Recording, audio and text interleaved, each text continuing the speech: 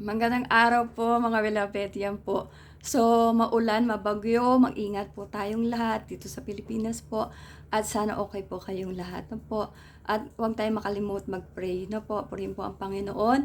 At gusto ko lang pong i-share pa ulit-ulit. Di ba, ang Diyos nga po ay perfecto. So, lahat ng ginawa niyan tayo, perfect po tayo. Yan po. At yung di ba, misa naririnig po natin na sana hindi na lang ikaw yung nanay ko, tatay ko, or pamilya ko. Pero ang totoo po talaga, sa ibang hindi nakakaalam, yung pamilya natin, ito po yung nilagay din ng Panginoon sa matalinong, syempre, kaisipan po ng Diyos na meron po yung purpose. Na bakit kasi isang merong mahina, merong isang parang black sheep, merong isang siya na lang yung tagapagtuguyod na po. So siguro naisip natin yan na po, pero may reason nga. Kasi kanyang-kanya nga po tayong regalo. Yan po, kaloob. Yan po, mula sa Panginoon. Wala sa atin na hindi nakatanggap ng kaloob po. So, kailangan malaman natin ang ating pong kaloob at purpose. Na po rin po ang Panginoon. At may isang elder na sa dako ng Dubai. Malapit to sa akin tong elder na to. Siguro 30 years na siya sa faith. May nag-usap kami before. Napag-usapan namin problema. So sabi ko, bro, buti ka ba na parang ganyan? Para bang ano lang yung problema niya. Sabi niya, hindi mo lang alam sabi niya ganun sa akin. So sabi ko, pero at least at least na, kumbaga dalawa kayo, kasi magkasawa sila. Sabi niya, sabi ko ako kasi mag-solo lang para mag-solo nga na umaano sa problema ko, no po. At ako naman gumawa ng problema na yun eh. Kaya ako rin sumosolve. So, yun po yung sa dako ng Dubai. At sabi niya sa akin na, sis, kaya ka mag-solo dyan kasi alam ng Diyos na kaya mo. Pero yun po, ang Panginoon, nung narinig ko yun sa totoo lang, parang napaano ko, nga no, sabi kong ganun, tama naman siya. So, kumbaga nakakaano po ng puso na, kahit nga mag-solo, yun nga, alam ng Diyos yung kakayanan natin. Kunyari nga po, ako ay nilagay na magdala ng kanyang mga salita. Alam na ng Diyos na mahina ako. Lahat naman tayo mahina po. Pero, sabi sa 'di ba? Sa unang Korinto 10:13, walang tukson dumating sa inyo na hindi karaniwan sa tao sa baltapatan Diyos na hindi niya ipahintulot na kayo tuksoin na higit sa inyo makakaya. Yan po, hindi kundi kalakip din ng tukso ay naglalaan ng pag-iwas upang ito'y makayang tiisin. Purihin po ang Panginoon. Mula pa kahapon until now, nilalagnat po ako. Pero ang kasunduang, kumbaga pinirma ko sa Panginoon ay Saturday, Sunday lang aking day off po.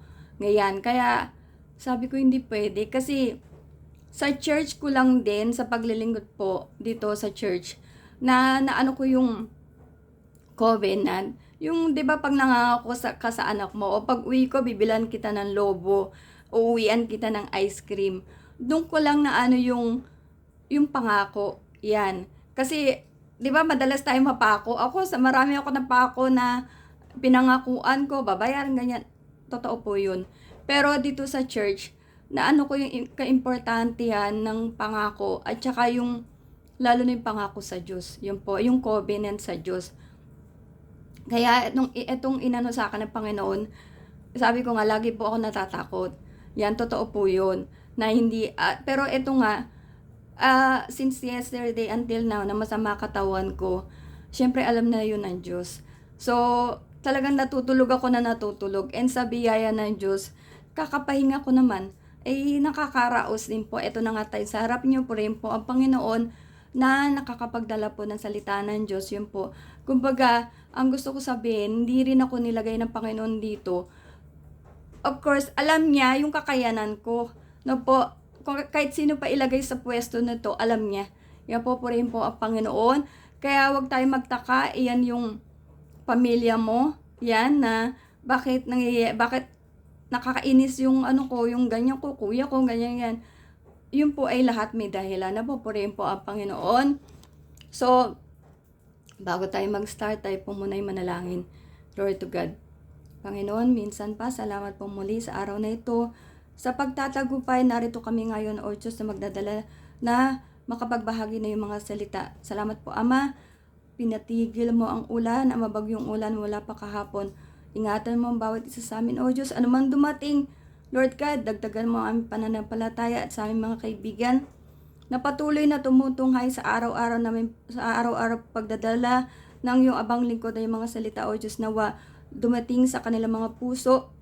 Maunawaan nila yung mga salita, Panginoon, mailagay nila sa kanilang puso at isip ang kahalagahan ng bawat araw sa iyo, sa amin, Panginoon, lalo tigid ang pagtanggap ng kaligtasan. Salamat po, Ama. Ikaw po ang mga siwa sa mga oras na to. Salamat po sa pangalan ni Jesus. Amen. Yan po. So, hirap ng stroke na po. Ako lang pala nakakaalam. Okay po rin po ang Panginoon. At hindi kasi pag stroke po, yun nga, kaya ayok pag ako, yung kayo nasa bahay nga, well, hindi nga, bihira po ako magsalita, alam nila yan. Yan, ang kausap ko lang computer ko at saka yung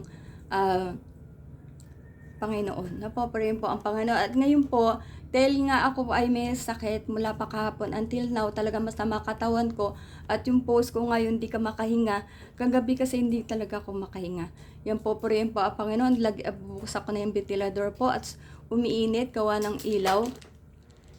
Ang title po natin ngayon ay The Truth About Eternal Rest. So, kasi napaka-importante nga po yung preacher na nanggaling sa Diyos, yung pinadala ng Diyos, yung inauthorize po ng Panginoon, pinagtagubilinan po ng Panginoon. Kasi pag hindi nga galing sa Diyos, maiiba po yung salita ng Diyos, maiiba ng pagkaunawa or babaluktutin. Yan po, ititwist po yung salita ng Diyos. Kaya napaka-importante po. At eto, maraming namamalinga or talagang dahil nga minalinga po ng mga bulaang mangangaral po. So, the truth about eternal rest. Eternal rest, ito po syempre eternal pagkamatay. No po, rin po ang Panginoon. Sabi kaya maiksi lang po ito, mahaba pa yung pasakali ko na po.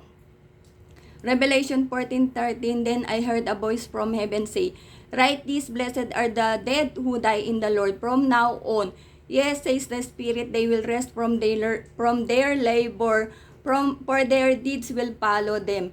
So, yung mga, syempre, yung mga gumawa ng kalooban po ng Panginoon, dahil hindi nga madali po maglingkod sa Diyos, at yung mga ginawa nila na nasa katwiran ng Panginoon po, paglilingkod sa Diyos, ay yung mga, for their deeds will follow them. Syempre, yung kabuting ginawa nila, pagkabanalan, ay susunod sa kanila, sa kanilang pagkamatay na po rin po ang Panginoon. Isaiah 57:2,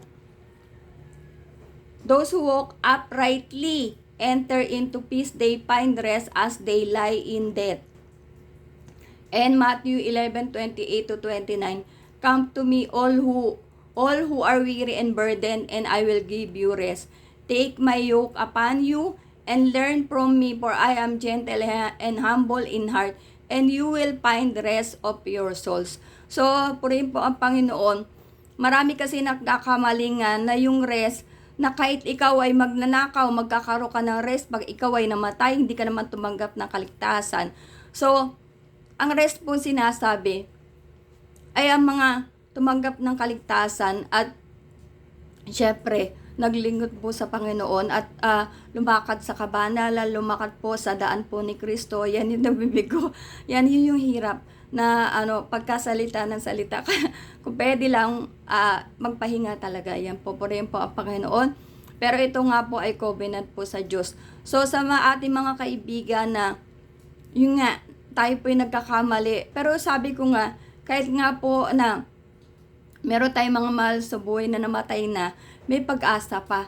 Yan at para sa atin, kumbaga ikaw na tumanggap ngayon, tatanggap ka, ay gawa ka ng kalooban ng Panginoon. Of course, tanggapin mo si Kristo sa tunay na paglilingkod, lumakad ka sa daan ni Kristo, at ipag-pray mo. Yan, ang Diyos ay mabuti, ang Diyos ay mapagpatawad, ang Diyos ay mahabagin, ang Diyos ay lahat-lahat na. Pray po ang Panginoon. So, wag tayong mawala ng pag-asa dahil kung ang Diyos nakakakita po ng ating puso po. Kaya, kaya ako nga sabi ko, wala akong ibang prayers ngayon talaga. Binago ko na nga pala yung prayer ko. Yung prayer ko na sana Lord, of course, habaan mo yung buhay ko, may mga hiling pa ko, at saka yung, sana yung sa rapture na maranasan ko pa yung, na kukunin ka ba, yung agawin ka, yan po. So, sana, kasi sabi ko, Lord, sana nga ganon, di ba po? Pero ang Diyos pa rin po, let His will be done, no? Tayo ay nagpe-pray lang, so ang Diyos pa rin po ang nakakaalam ng lahat. Sabi ko nga, ang Diyos nag-ano sa akin, pero hindi ko pa rin alam po ang lahat. At saka, bago ko makalimutan na ang Diyos ay para may condition din po sa akin. So, para malaman kung ito ay tama yung pagkarinig ko, sasabihin ko po sa inyo pag nangyari na. Dahil ang Holy Spirit din po ang magsasabi sa akin. No? Pupurihin po ang Panginoon. At yun nga, sana po malinaw po sa ating mga kaibigan. Kaya wag tayong, kumbaga wag kang tumingin sa maraming followers. Yan. Wag kang tumingin sa parang ang bait-bait niya. Tingnan po natin yung bunga. Tingnan po natin yung mga pinapangaral po. Una, sabi ko nga, yung tithing, hindi pwede mawala yan. Yan po, yung mga nangangaral na walang tithing, ayaw ang tithing kasi ayaw ng mga tao, hindi pwede. Yan, kailangan sumunod sila, di ba, mag-tithes, yan po. At Lord's Day, napaka-importante yung aking story. Yan po, napaka-importante kasi 6 na araw sa atin. Yan, isang araw pahinga sa Diyos yan, hindi po yan atin. No po, purihin po ang Panginoon. Muli tayo po'y manalangin. Glory to God. Dakilang Diyos, salamat po muli sa iyong kahabangan, Panginoon, na kami po ay nakapagtagumpay na maikling pagbabahagi na yung mga salita. Salamat po sa aming mga kaibigan na patuloy na nakatunghay sa amin, O Diyos, araw-araw na pagdadala ng mga salita, O Diyos. Ingatan mo bawat isa sa mga panahong ganito, Panginoon. Maulan, mabagyo, may gera, O Diyos, ikaw po ang patuloy na sumama sa amin. Ikaw po ang mag-ingat, O Diyos. And nawa, Panginoon, na makalakat kami sa iyong daan. Lord God, tulungan mo aming mga kaibigan na sila makatanggap ng kaligtasan bago pa dumating, O Diyos, ang masamang panahon po sa kanila, ang mga trouble, O Diyos, ng kanilang mga buhay, ng aming mga buhay, O Diyos. Salamat po, Panginoon, pinupuri ka namin sa pangalan ni Jesus. Amen. Salamat po, kita-kits po ulit tayo bukas Friday na po. Glory to God.